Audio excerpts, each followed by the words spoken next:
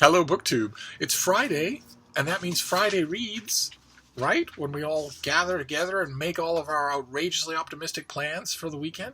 I am going to be reading all of tonight and all of Saturday except for 2 or 3 hours. And then if those 2 or 3 hours go well, then all of Sunday and then all of Monday.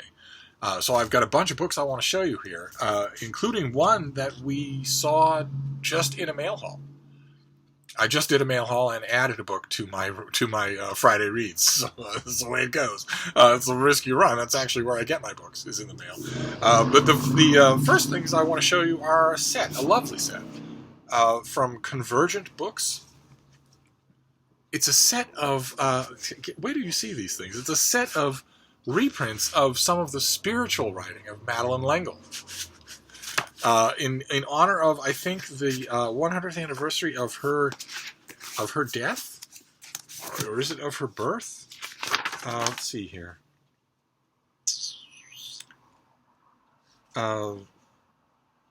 Convergent Books is an imprint of Crown Publishing in Penguin Random House, and is thrilled to be releasing in late September. So these are probably coming out on Tuesday. Special edition paperbacks and ebooks of 4 timeless works from the author Madeleine LEngle, published to coincide with the 100th anniversary of her birth. And I think that's fascinating, just fascinating. And the books are The Mystery of Incarnation, which is about Christmas. If I remember correctly, I don't think I've ever read it, but I've read about it. Then The Rock That Is Higher. I believe this is the story of a serious accident that befell her. On the 28th of July, 1991, I was being driven from San Diego to Escondido when there was a sudden crash, a spider webbing of the windshield, a crumpling of the engine, and a tearing pain across my body. A truck had run through a red light and broadsided us. And this is again, I haven't read this either. This is the story of the author's recovery and return not only to health, but to a stronger faith in God. Then there's Penguins and Golden Calves. This I certainly haven't read. And this is the author, once she recovered, she traveled. And it's a kind of a spiritual travel log. Again, I've only read about it. There's only one of these books that I've ever read, and that's amazing to have an established author with a bunch of stuff that I get to read that I've never read before. And then the last one is the one that I have read, and it's Reflections on the Writing Life. It's her particular aphoristic take on the standard subgenre of books about writers writing books about writing. So those aren't very big. It won't take very long to plow through those 4. But that's a neat set that I'll be doing. And then also I'll be doing a book that we just saw on a mail haul. It's this. It's The Dangers of Christian Practice, a book about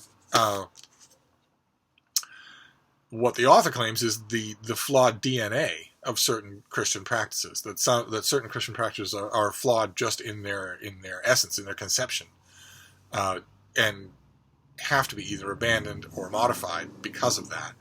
And I'm too curious about it to let it go. I have to read it, probably tonight.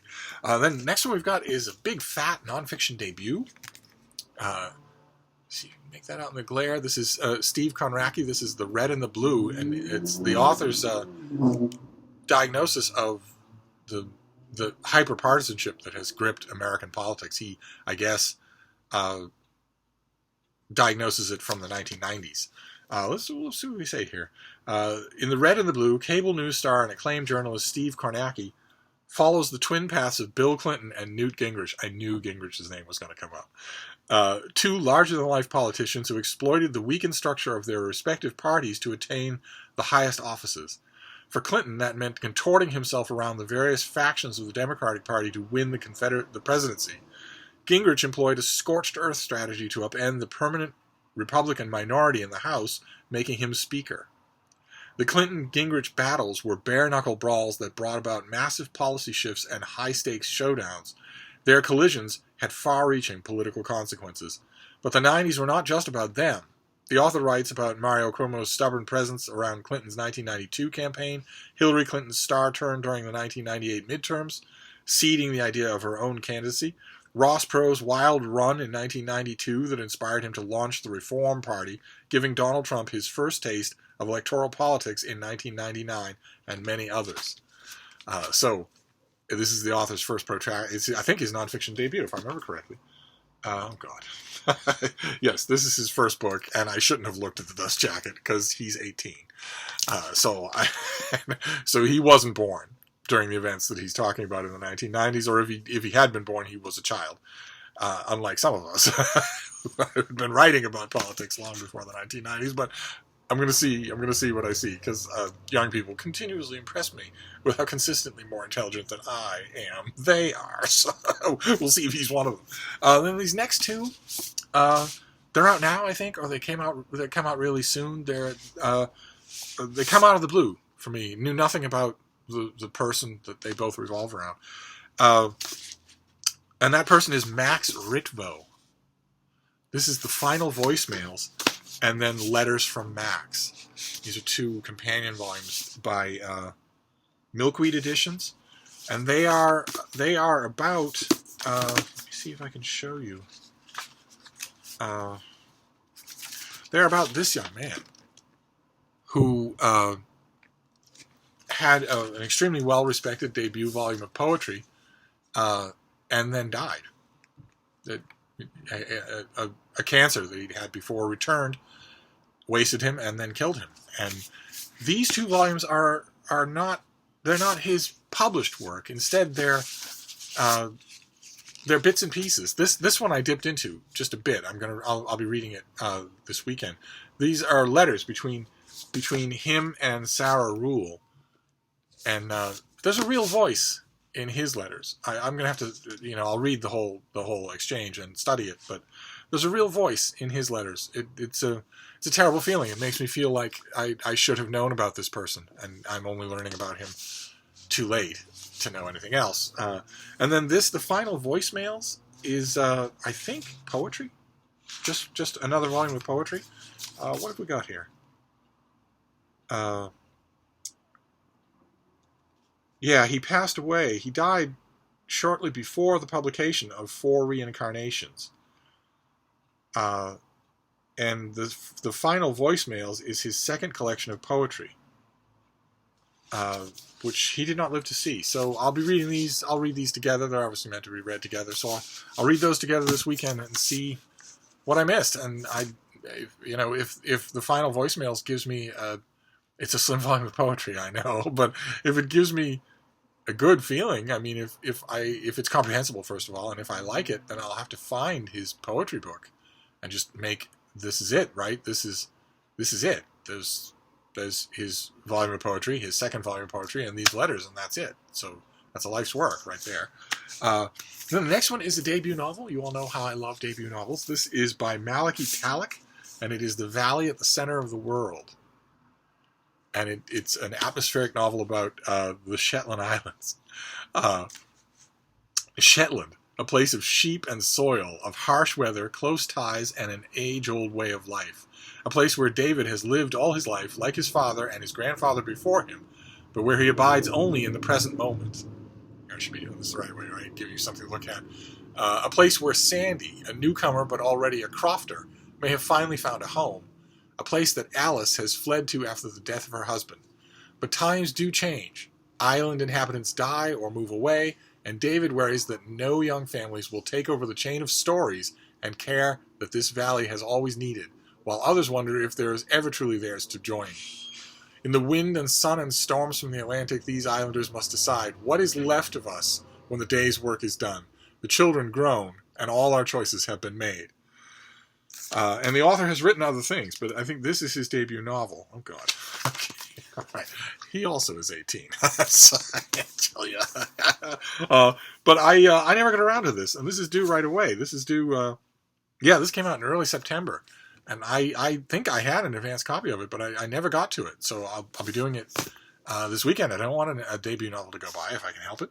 Then a great big work of nonfiction is next. This is Capitalism in America by Alan Greenspan and Adrian Woolridge. So this is just a big soup to nuts history of money, of capital, the capitalistic system in America by one of its architects in the 20th century, Alan Greenspan. I don't know how much of an active hand he had in the writing of this thing, but one way or another, I'm hoping that it doesn't bore me.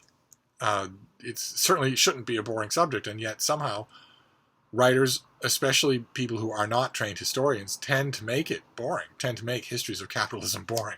So we shall see. I'm hoping that it's got a real strong narrative element. It's a very, you can't really tell in the low resolution light here, but it's a really well done book. It's a really well made book. So it will be one of the only out and out works of history that's in this #Friday. And then the last one is a big novel that I have let go, and I'm seeing it doing the rounds, and it's getting all sorts of press. In fact, it's due soon, right? This is probably out already. Hang on now, this is probably out already. Yeah, well, the 18th. So it's now making its appearance in the world, and it's Lethal White, the new Robert Galbraith. So it's a great big thing. If I remember correctly, bigger than any other Robert Galbraith novel. And I've read the others, and they seemed like left-handed exercises. They really did. I went into them with the most optimism in the world. Of course, this author goes by, this is a pseudonym. This author is far better known under a different name. And this is it's a total register change from her other books. And I am all in favor of that. I'm all in favor of that. I love the original story of these books, that the author wanted to see if she could sell a book without her name on it, with someone else's, with a made-up name on it. And I still wish that story had not leaked. Authors have tried that throughout time. Anthony Trollope tried it to see, when they're at the height of their fame, to see, well, but is anybody actually reading me? I think it's a great question, and I think it almost inevitably brings out very interesting things in the prose of the authors who ask that question. So I went into the first one. With the highest of high hopes, and it seemed like a left-handed exercise. It seemed like, well, I have 2 rainy afternoons free, so let me just do this. Let me just dash this off and see, what I can do. And I was kind of hoping that I would feel that they were more thoughtful, that they were more textured as time went on, and I guess they have been a little.